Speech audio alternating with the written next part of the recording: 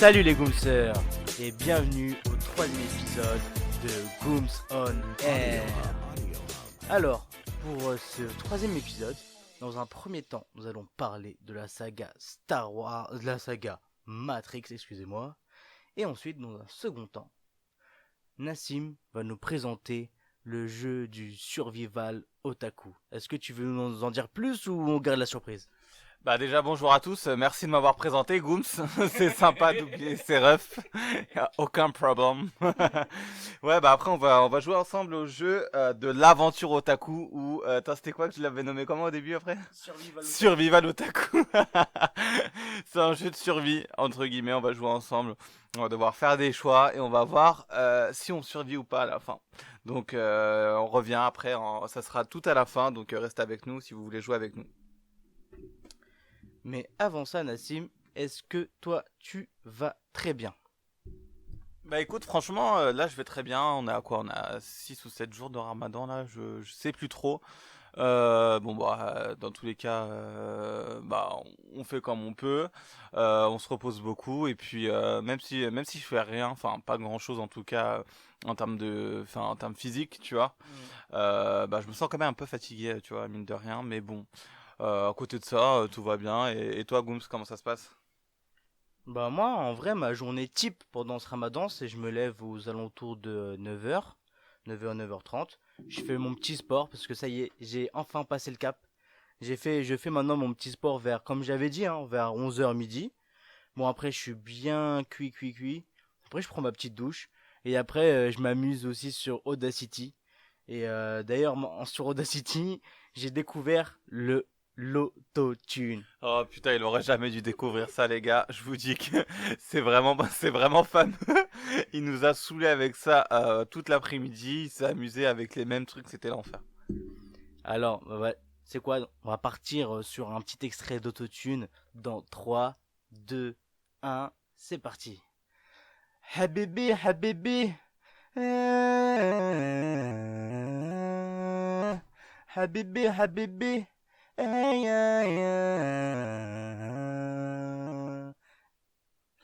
Et voilà. Voilà. Est-ce que vous êtes content ou pas de ça? Dites-nous vraiment ce que vous en pensez, parce que moi je trouve ça assez urgent. Je suis à deux doigts de signaler, de signaler son compte Audacity. Honnêtement, dites-nous ce que vous en pensez. C'est assez alarmant, non? Non mais vraiment, Audacity, ce logiciel, il est juste incroyable. On peut faire tellement de trucs avec. Honnêtement, c'est quoi? Il y a des potes à moi, ils sont foutus de ma gueule. Ils m'ont dit, oh Naïm, tu découvres ce logiciel 20 ans après. Je le découvre en 2020. Mais t'inquiète pas, je vais le masteriser ce logiciel. Je vais faire des trucs de fou. Non, non, franchement, ce logiciel, il est vraiment trop cool si tu veux commencer le montage vidéo. Il est hyper facile en termes de prise en main, hyper Montage simple. audio. En montage audio, pardon. Et donc ouais, non, c'est vraiment un très bon logiciel si on veut commencer. Enfin, il fait quand même mine de rien assez pro. Il est gratuit, surtout, c'est ça l'avantage. Et il est hyper opérationnel et enfin, en termes de prise en main, c'est hyper simple. Donc si vous voulez vraiment commencer du montage audio avec quelque chose, commencez avec Audacity et vous aurez toutes les bases. Franchement, en plus, il y a plein de tutos sur YouTube, c'est hyper simple. Ah, pas vrai, Gooms? C'est ça, il y a vraiment énormément de tutos sur YouTube. C'est grâce à ça que j'ai découvert l'autotune, hein. Vraiment, j'ai tapé effet voix Audacity et je me suis amusé. Et après, je me suis amusé un peu dans les effets à droite à gauche et voilà, tout simplement. Ou sinon, mis à part Audacity pendant ce Ramadan, j'ai aussi un peu cuisiné. Eh oui, comme je t'ai dit la dernière fois, j'avais aussi cuisiné. Et là, il me regarde, il se fout de ma gueule. Ah, le comeback en cuisine. Non mais j'ai fait des briques. Est-ce qu'elles étaient bonnes ou pas mes briques? S'il te plaît, dis la vérité. Les briques au fromage là? Ouais. Franchement, ouais, c'est pas des briques, cousin. Ouais. C'est du fromage avec du thon, wesh. Qu'est-ce que tu racontes? Genre, au bout d'un moment, faut arrêter de mentir aux abonnés, wesh. Ok, t'as vu, c'est ça. Et Nassim, il est là dans mon émission, il veut me faire, c'est bien. Saha, machallah, la Mais solidarité. je veux pas te faire, je veux juste rétablir la vérité. Et ma lasagne. Oh, ta lasagne, t'as fait quoi dans la lasagne, La cousin? lasagne, j'ai fait la sauce bolognaise, la béchamel Et j'ai tout posé. J'ai posé les feuilles, j'ai mis la béchamel, j'ai mis la sauce, nanani nanana. Et j'ai même et après j'ai mis au four tout. Ok, bah dis-moi comment on fait une bolognaise. Alors, Ça parle chinois, wesh. Ça parle chinois. wesh, tu crois qu'ici c'est de la fourchette, frère ou... Ouais, je dis pas des choses que tu fais pas, wesh. J'ai fait, frère, je l'ai fait la Vas-y, lasagne. tranquille, y'a rien. Non, tranquille, tu sais quoi, on va régler ça au prochain numéro. Je vais appeler mon père en témoin direct et on verra. Là, tu vas couper dans mon élan. Bah ouais, vaut mieux, wesh. Ouais, donc je pense que c'est bon, on a fait le tour Non, moi je veux parler d'un truc qui est archi bon de ouf, franchement. J'ai pas l'habitude de faire de la pub comme ça sur mes réseaux, voilà. Je vous dis que c'est pas une pub ciblée, genre de grâce à un influenceur et tout. C'est pas rémunéré et tout, les gars, donc allez-y, foncez, c'est vraiment, ça vient du cœur. J'ai découvert un truc Ah de ouf. oui. Attends, tu sais quoi, on l'a refait. Alors, Nassim a découvert un truc incroyable sur Insta. Il l'a acheté et maintenant, il vous en parle. J'ai testé pour vous. Est-ce que vous connaissez tous les Kinder Bueno? Oui, vous me direz. Est-ce Oui. que vous connaissez tous la crème là qui est à l'intérieur des Kinder Bueno, à l'intérieur de la gaufrette là? La crème. Voilà, la crème. Et ben là, j'ai trouvé un mec qui vend cette crème de Kinder Bueno, tu vois, par des pots de 300, 500 et 1 kilo. Il les vend sur Argenteuil, dans plein de villes et tout, etc. Et tout à l'heure, je me suis dit, bon bah, en vrai, Ramadan et tout, j'achète grave des trucs de bouffe de merde et tout, tu sais, qui me donnent envie. D'habitude, jamais j'aurais acheté un truc comme ça. Mais là, Ramadan oblige, ça m'a donné grave envie, tu vois. Bref, je commande et tout, nan. J'achète deux pots pour 8, ça coûte 4 euros le pot de 300 grammes. Donc franchement, pas très cher au final, tu vois. Et bam, donc j'attends le soir, tu vois, pour manger. Après le ftour et tout, je prends une petite cuillère et la tête de Wham, que c'était grave bon. On aurait dit de la crème, mais vraiment que tu manges un Kinder Bueno, genre la crème t'avais que de la crème de Kinder Bueno. Franchement, c'était énervé de ouf. Et on est d'accord, quand on mange un Kinder Bueno, le plus important c'est la crème. Parce que la gaufrette, en vrai. euh, D'ailleurs, vous êtes team. Est-ce que vous mangez d'abord la crème ou d'abord la gaufrette ou les deux en même temps? Qu'est-ce que dans le Kinder Bueno, d'abord la crème ou d'abord la gaufrette? Qu'est-ce que vous faites? Juste, Nassim, dis-moi comment on fait pour manger d'abord la gaufrette et après tu laisses la Non, crème. mais ça en entier, genre tu manges d'abord la crème, genre tout seul, ou d'abord tu croques le tout. Tu vois ce que je veux dire? Vas-y, il invente des faux débats. Mais Bref. y a pas de faux débat. Vas-y, C'est ça, bref, c'est un vrai bref. débat. En tout cas, le produit, il est juste incroyable. Vraiment, on a l'impression de manger la vraie crème du Kinder Bueno. Vraiment incroyable. Vraiment, vraiment, vraiment. Grave bon, donc je vous donne, enfin pour ceux que ça intéresse, ça s'appelle Bueno Boston, Bueno-8 Boston, c'est sur Instagram, ils ont 5000 abonnés, et franchement il y a plusieurs prix, en ce moment il y a une promo, donc les 300 grammes ils sont à 4 euros, les 500 grammes ils sont à 8 euros, et ensuite t'as le pot le kilo, je crois à 16 euros, un truc comme ça, enfin bref, et en tout cas le lendemain tu peux avoir ton truc et tout, franchement, je vous le recommande, nous demain je pense qu'on va faire des cookies avec, tu vois. Donc je pense que ça va être vraiment vraiment super bon. En plus, les cookies de ma petite sœur, ils sont juste incroyables. Donc, je pense qu'on a fait le tour du sujet, du sujet confinement. Donc, on revient tout de suite pour parler de la saga Matrix.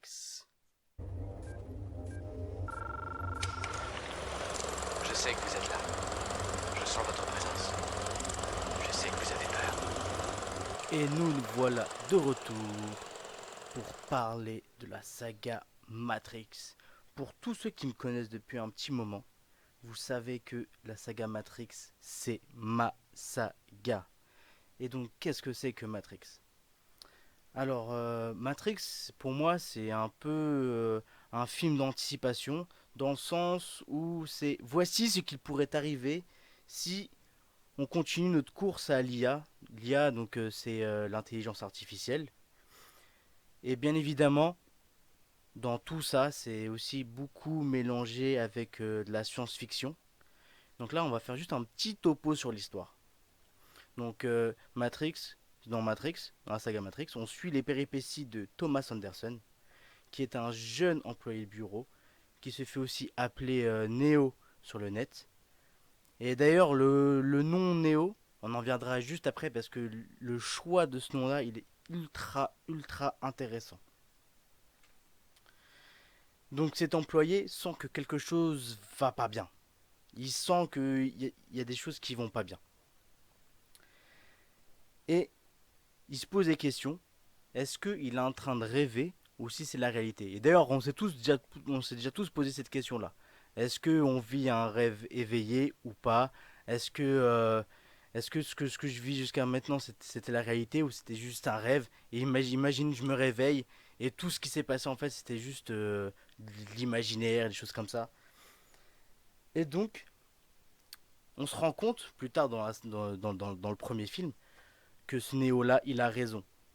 Tout ce qui pensait être réel était complètement faux. Et qu'en fait, les machines, l'IA, avaient pris le contrôle du monde et qu'ils avaient enfermé toute l'humanité. En gros, c'est comme si vous viviez depuis tout petit avec un casque VR sur la tête et d'un coup, on vous le retire et bim, tout ce que vous pensiez connaître part en fumée. Ouais, franchement, ouais. Donc là, on va juste étudier un peu, enfin étudier, revenir en gros sur ce qui me passionne le plus dans cette saga, c'est les petits détails qui me rendent fou. En gros, on va juste revenir sur les noms des personnages. Donc il y a Neo, donc le personnage principal, alias Thomas Anderson. Il y a aussi Morpheus, qui est le mentor de Neo, et Trinity. En gros, c'est la sidekick de Neo, aussi qui était aussi son mentor. Et ensuite, à la Dingo, fin, wesh. et oui. Et à la fin, qui devient aussi sa femme. Alors pour moi, le choix, du coup là, on va commencer par le prénom Néo. C'est un choix tellement judicieux. Parce qu'en gros, au cours du film, on apprend que Néo devient l'élu et que c'est lui qui va sauver l'humanité. Mais ça, en vrai, dès le début du film, on savait très bien que Néo c'était lui l'élu. Pourquoi? Parce qu'en gros, le mot Néo, c'est un préfixe grec qui annonce quelque chose de nouveau. Et comme comme j'ai dit précédemment, Néo c'est l'élu, il va proposer quelque chose de nouveau, il va lui libérer l'humanité. Et en plus aussi Néo, c'est aussi l'anagramme de One. Et, et en anglais, The One, ça veut dire quoi? Ça veut dire tout simplement l'élu. Donc en fait, juste en utilisant le mot Néo, on savait dès le début que Néo c'était The One, c'est-à-dire l'élu. Et ça, enfin, personnellement, je trouve ça juste incroyable. Ensuite, on va parler aussi du mot Morpheus. Morpheus qui est du coup le mentor de Néo. Et Morpheus, en fait, c'est quoi? C'est juste le nom anglais pour la divinité grecque Morphée, qui est rien d'autre que la divinité grecque qui s'occupe des rêves des mortels, selon l'idéologie grecque. Comme si, de par son nom, il annonçait à Néo qu'il vivait dans un monde rempli d'illusions, dans un monde rêvé, comme s'il il vivait dans un monde, un rêve éveillé. Et enfin, là, on va parler du coup de Trinity. Trinity, qu'est-ce que c'est que Trinity? En anglais, c'est tout simplement la Trinité. La Trinité, c'est donc c'est aussi tout simplement une référence biblique. Si je me trompe pas, selon la religion chrétienne, donc c'est le Père, le Fils et le Saint-Esprit. Et comme je l'ai dit précédemment, Trinity, c'est quoi? C'est juste la sidekick de Neo. Et Trinity, elle est là, comme dans la Bible, pour guider l'élu, pour guider tout simplement Neo. Et ça, c'est pas du bon taf de cinéphile, ça? Ouais, franchement, est-ce que vous trouvez qu'il est chaud ou pas, Gooms, sur ce truc de critique cinéma? Est-ce qu'il peut mettre un kick à In the Panda ou pas? Qu'est-ce que vous en pensez? Dites-nous, dites-nous. Donc voilà, j'espère que j'ai suscité pas mal de curiosité envers vous. Et maintenant, Nassim, tu vas présenter ton sujet. On revient dans quelques instants pour présenter ton sujet, qui est tout simplement... L'aventure otaku ou le otaku gate, je sais pas comment je l'ai appelé, je sais pas comment je l'ai appelé, on pourra le rappeler autrement après. En tout cas, ça vient tout de suite. Ching, chang, ching, pow. Et nous voilà de retour pour parler du Otaku Survival. Oh yeah! Ouais, donc là, on va jouer un jeu tous ensemble. Enfin, surtout avec Gooms, on va jouer au jeu de l'Otaku Survival. En gros, je vais lui inventer une petite histoire. Il va devoir à chaque fois être confronté face à deux choix. Et donc, il devra choisir un de ces deux choix pour savoir en fait s'il pourra survivre ou pas. Ou comment en fait il survivrait par rapport à ses choix et ses ambitions. Je vais vous faire la petite histoire. La petite histoire démarre comment? On a un dimanche après-midi, le confinement est fini. Gooms décide de prendre l'avion, il part où? Je sais pas, à Marrakech. Hella. À Keshmara. Donc il va à Keshmara, bam bam bim boum. Il prend l'avion, tout ça, tout se passe bien et tout. On lui sert du thé, du thé, le TSDA sert du thé, tout se passe bien. Maintenant, bam, crash d'avion. T'es dans une avion, enfin, crash d'avion, machin et tout, tu te réveilles, t'es dans une île déserte, tu te dis, putain, je savais pas qu'il y avait encore des îles désertes en Méditerranée, comment... Question, est-ce que je suis indemne? Ouais, ouais, t'es indemne, t'es indemne. Bref, tu te réveilles, petite migraine, tu vois, pas indemne, t'es une petite migraine, tu vois, tu te dis, genre Doliprane, tu te dis comme... bref, genre ça va, tu vois, alhamdoulilah. Donc du coup, crash d'avion. Et là, t'as le choix en fait, genre... Là, il y a deux objets en fait qui restent indemnes en fait, si tu veux, du crash d'avion. Tu as un équipement tridimensionnel de SNK ou une arme, un pistolet de Psychopath, tu vois. Mais en fait, le temps que tu arrives, bah, il y en aura forcément un des deux qui sera pris par la mer, tu vois. Lequel tu choisis? Tu choisis de survivre dans l'île déserte, pendant toute l'île déserte, avec l'équipement tridimensionnel ou avec l'équipement, l'arme de Psychopath. Ok, alors, première question. Est-ce qu'il y a des bâtiments sur cette île déserte? Île déserte, frère, île déserte, wesh, Koh-Lanta, genre. Ouais, bah quoi, ça peut être une île déserte. Est-ce qu'il y a des gros arbres ou pas? Frère, Koh-Lanta. Ouais, bah, dans ce cas, l'arme tridimensionnelle, ça sert à rien. Et je Bah non, prends mais le pistolet psychopathe. bien sûr qu'il y a des arbres, il y a des cocotiers, il y a des trucs, quoi. Bah, je t'ai posé des questions, tu m'as dit île déserte. Pour moi, île déserte, c'est claqué. Du coup, moi, je prends pistolet psychopathe, Bah, direct. prends psychopathe, ok. Voilà. Non mais n'importe quoi, mais franchement. Vénère ce mec, non mais vous avez vu la mauvaise foi du type, wesh? Je lui dis île déserte, il me ramène un truc, est-ce qu'il y a des immeubles, wesh? Île déserte, wesh? Bah, non, île déserte, c'est juste, c'est inhabité. Il pourrait y avoir des gens, mais qu'ils ont abandonné l'île.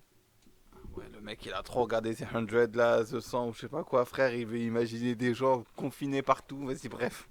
Ok. Bah, de base, je pars à Bon, Marrakech. bref, tu m'as dit, tu utilises le pistolet. Ok. Donc, bref, t'es tout seul et tout, t'as trop le seum et tout, machin. Tu dis putain, si au moins j'avais un compagnon et tout, ça serait vraiment trop cool, tu vois, genre machin. Par miracle, il y a deux mecs qui ont survécu, tu vois. Mais t'auras le temps d'en sauver qu'un, tu vois, parce que forcément tu dois faire un massage cardiaque, mais si tu sauves l'un, bah l'autre il meurt, tu vois. Et donc t'as Kirua ou t'as Gon. Tu choisis qui? En Gone. Gone, gone, gone. Tout simplement parce que le type, c'est un pêcheur. Dès le premier épisode, il a pêché des gros poissons de fou. Le type, il est trop il est trop copain avec les animaux. Ça veut dire il peut les piéger, les manger. Donc, gone, direct. Ah non, mince, t'es Killua ou Vegeta? Ah. Bah, Vegeta. Vegeta, le type, il a vécu toute son enfance et son adolescence de planète en planète. Il connaît la débrouille. L'article 15, il connaît Vegeta. Wesh, mais t'es un ouf, frère. Killua, avec ses ongles là, il va te pécho des sangliers. Mais juste niveau force, frère, y a pas photo entre Vegeta et Killua, wesh. Ouais, j'avoue. Mais après, Vegeta, c'est un peu cheaté parce que. En fait, j'ai pas trouvé d'autres personnages équivalents à peu près. Parce que, vas-y, Vegeta, en vrai, c'est cheaté. Genre, le mec il vole, wesh. Tu vois ce que je veux dire? Il me ramène Argenteuil au calme. À mort. Bref. Et après, genre, avec cette personne-là, donc on va dire Killua Gon, bon, tu choisis Gon du coup. Ouais, Gon. Ok. Et après, avec cette personne-là, tu dois affronter un des deux grands méchants, tu vois. Tu dois affronter soit Freezer, soit le roi Chimera Ant. tu, genre, tu préfères affronter qui? Oh là là là là. Est-ce que je peux me transformer en Super Saiyan? Non, T'es Naïm, wesh. Mais dans tous les cas, je suis mort, wesh. Bah non, un des deux pourrait, genre, on sait jamais, wesh. Tu connais pas les pouvoirs des gens, wesh. Vas-y, Freezer, et Inch'Allah, je trouve cette boule de cristal et je tue Freezer. Ok. Bref, avec tout ce qui s'est passé et tout machin, vous vous battez contre Freezer et tout, nan. Grâce à Dieu, t'es vivant, mais bon, les deux autres sont morts, Freezer et Killua. Allah yarhamou, wesh. Ton copain est mort, mais bon, bref, t'es blessé grièvement quand même, toi. Et la seule chose pour te sauver, c'est soit de aller prendre le Saint Graal de Fate Stay Night, ou soit aller dans la capsule de DBZ, une espèce de capsule, genre capsule corps ruban rouge là, avec ses 20, mais du coup, avec la coupe de Fate, t'es immortel. Mais avec la capsule de DBZ où t'es dans ces 20 là, enfin où ces 20 te remasterisent, bah t'es à moitié cyborg, tu vois ce que je veux dire, donc t'as des super pouvoirs. Donc tu préfères quoi? Boire dans la coupe de Fate ou devenir à moitié cyborg bizarre? Euh, Vas-y, la coupe de Fate, moi je l'aime pas parce que c'est à cause du. C'est tous les cadavres qui sont dedans, qui régénèrent le Saint Graal, nanani nanana. Vas-y, c'est morbide un peu. Et puis être immortel, c'est claqué. Moi je préfère être un cyborg. Et des super pouvoirs et tout, c'est cool. Ok, et donc du coup, voilà, ok, maintenant t'es un cyborg, machin et tout. Donc là, tu fais tes bails et tout, genre trop stylé et tout, nan, nan, nan, tu t'envoles de l'île carrément, genre bam, tu deviens un cyborg, t'as stylé. Et même avec, bah, grâce à cette capsule de DBZ, tu obtiens un nouveau pouvoir. Et donc, t'as le choix entre avoir le pouvoir du naine ou du chakra. Qu'est-ce que tu choisis? Le nen ou le chakra? Ah là là, ça c'est une question existentielle. Moi j'aurais pris le nen. Le nen. Je trouve ça plus cool le nen que le chakra. Pourquoi? Euh, Bah juste le délire, si t'en maîtrises un, tu peux pas maîtriser l'autre. Même, enfin quoi qu'il y a ça un peu, il y a un peu ça aussi dans le chakra, mais je trouve que c'est un peu trop pompé sur le nen. Le nen c'est plus libre, beaucoup plus libre. Tu peux créer des chaînes, tu peux créer des toupies, tu peux jouer avec des yo-yo, tu peux tout faire. Le type là, comment ça s'appelle, le chef du gang de l'araignée, mince son nom. Bon bref, les autres ils savent de quoi je parle. Le type il invoquait une baleine géante dans une pièce fermée. Tu peux faire trop de trucs avec le naine. Avec le chakra, c'est trop limité. Tu peux faire que soit du feu, soit de l'eau, soit de la terre. C'est ultra limité comparé au naine. Ok, et donc là, du coup, avec ton naine, t'attires et tout, v'là les meufs et tout machin. Et là, t'as deux meufs qui arrivent vers toi. T'as Bangkok de One Piece ou t'as Mikasa. Non, même pas, je vais mettre Orihime. Laquelle tu choisis? C'est un truc d'hentai ton bail maintenant. Pendant le ramadan, t'as pas honte, frère? Mais non, mais, oh, non, mais les meufs, elles ont des pouvoirs de ouf. C'est des meufs puissantes. Genre Mikasa, elle est puissante de ouf. Bangkok, elle est puissante. Et Orihime, elle est puissante de ouf. En mode sidekick, En mode, c'est ta meuf, mais meuf puissante. Orihime, elle peut me ressusciter. Elle peut pas te ressusciter, elle peut ressusciter là. Mais déjà, de base, elle est pas dans le truc. Mikasa ou Bangkok. Hancock. Mikasa, toujours fidèle, elle. Ah, bon. Donc bah voilà, bah on a fini le truc et donc à la fin tu te fais tuer par un titan. Ça. Voilà. Bon. Donc au final, dans le jeu du survivant, bah, je suis mort. Et on revient tout de suite pour les remerciements.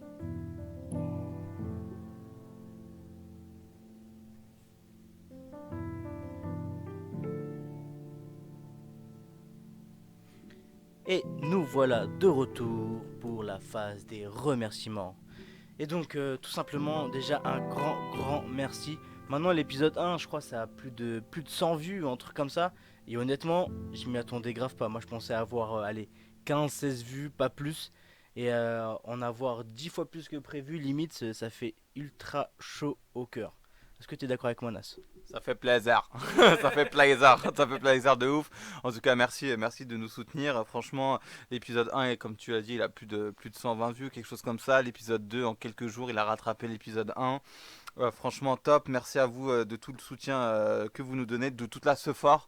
Et puis, on essaie de continuer avec une émission qui vous ressemble et que vous aimez. Donc, n'hésitez pas à nous dire si vous, les sujets que vous aimez moins, les sujets que vous préférez. Et puis, commentez surtout. Dites-nous ce que vous aimez aimez, ce que vous aimez pas, parce qu'avant tout, cette émission, c'est aussi la vôtre. Yes, exact. Donc pour le prochain numéro, parce que du coup on avait pas mal de retours sur des débats que vous vouliez faire, et les deux choses qui sont ressorties le plus, c'était du coup de faire un débat Malcolm versus Ma famille d'abord. Gros débat. Franchement, on va faire des fâchés. Il y aura sûrement des fâchés, il y aura des déçus, il y aura des gens contents, mais c'est ça le débat, c'est le jeu. Et aussi, l'autre débat sur lequel on va revenir, c'est Colanta. Colanta. Colanta, Sam le S, RIP, on te soutient.